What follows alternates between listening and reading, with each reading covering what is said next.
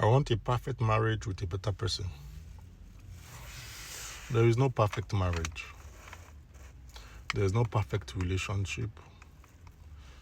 There is no perfect friendship, partnership, all the types of ship.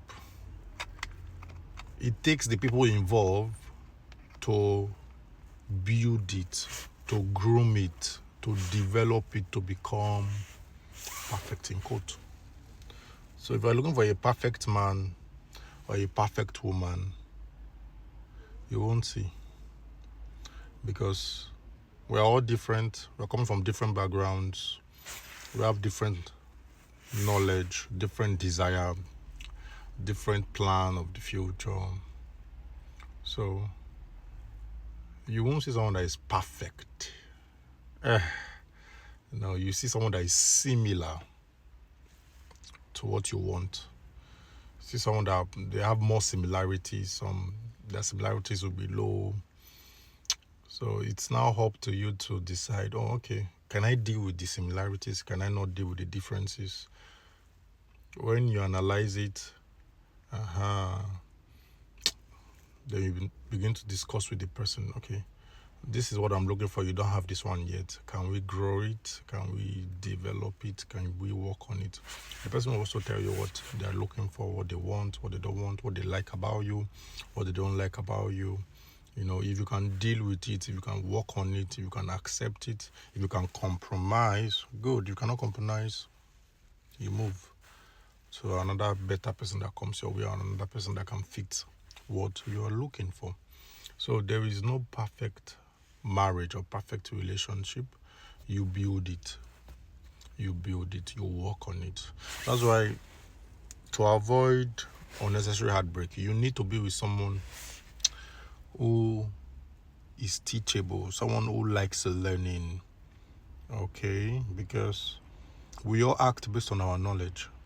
So if you're not adding to your knowledge, you're not learning new things, you're not reading about relationship, about business, about life, your thinking will be limited. So if someone who has done research, who has more knowledge than you comes to meet you, you cannot move in the level of that knowledge of that person. You won't be able to move in the knowledge of that person. So I encourage everybody to have self-development, be hungry for knowledge, learn. You think what you know is correct, but you see that what you know is rubbish. What you know is just a shadow of the knowledge. You don't really know. So I encourage people to always develop yourself, so that when you meet someone who is of that caliber, two of you can work out. But if you meet someone who is less, someone that is not learning, someone that does not take to correction, someone that is not trying to become better knowledge in business, in marriage, in relationship. So you need to read books, you need to listen to articles, quality ones, so not rubbish. There are a lot of rubbish information on the internet. So you read quality books on business, on personal hygiene, on marriage, on relationship. A lot of people that go into relationship, they don't read any book on relationship. They don't. And some people read, but they read a long time, And when you don't revisit books or read new books, you tend to forget some of the things that you read. So you always need to refresh your mind. So the perfect relationship is created. The perfect relationship is built, is worked on. Like a garden. Your garden will not become a beautiful flower if you don't, tend it, cut the weeds, water it, ensure everything is in place. So the two parties will work on it, will be committed to it, and grow the beautiful garden of love. So that's number one. Number two, with a better person. It boils down to someone who's teachable, someone who likes to learn to become better, someone who is not full of themselves, someone that can reason, that can take to reason. You see, So it's not so, don't you cannot have a better person in a person that is dogmatic, someone that is not open to learn, someone that when something is presented to them and they've never heard it before, they fight it, or is against what they used to know. You see, that's why when is that case, when you are telling someone something that is against, for example, now if I tell you 24 hours, actually it does not take the sun 24 hours to create a day. It's actually 23 hours 56 minutes.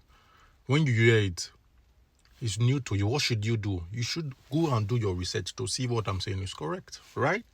But you just hear it and be like, no, I'm saying rubbish. 24 hours is 24 hours, you see. Myopic thinking. Limited knowledge. So that person is not able to learn. You see? So when you hear something that is strange to your philosophy, don't fight it. Go and do your research again. Why do you believe in what you believe? Why do you accept a certain knowledge, a certain system of thinking? So because you believe in something does not mean it's correct or is the right way of doing something. So you need to be with someone who is progressive, someone who's always learning, someone who wants to advance themselves, who wants to be better, someone that when they hear something, they don't just say, oh, for example, I used to say I don't do religion, culture, tradition. Hey, this guy is demonic. Hey, he's of the devil. Hey, if it's not God, it's the devil. Myopic thinking. Myopic. So when you're with people that are dogmatic, people who believe in fallacy instead of fact, you just assume things without doing proper research or trying to learn more about it. Such people, you will suffer with them because there's no room to grow. As long as your knowledge does not align with their knowledge or their philosophy of life is different from what you are telling them, they fight you. Even the Bible says it, do not give what is precious to a swine because they are going to mess it up and attack you. You see? So, first of all, recognize the kind of person that you are. What kind of person are you? Are you a traditionalist? Do you believe in tradition, culture? So if you are someone who is cultural, you need to be with someone that is also cultural, because if your culture are the same thing, you guys can avoid different conflicts. Me, I'm not a cultural person. I don't do culture, I don't do religion, I don't do tradition. So I'm not of the opinion that a woman, my wife, should be a full housewife. No, I want someone who is a career woman, someone who have her goals.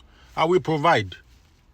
I'm the man of the house. I will provide. I don't need that money for anything, but I want someone who has plans and goals, who wants to impact life like the way I want to, right? So if I see a lady and she wants to be a cultural person, that wants to be a sit-at-home mom, she does not want to have her own career, she likes culture, you see, we cannot. There will be clash constantly because our philosophy are way different.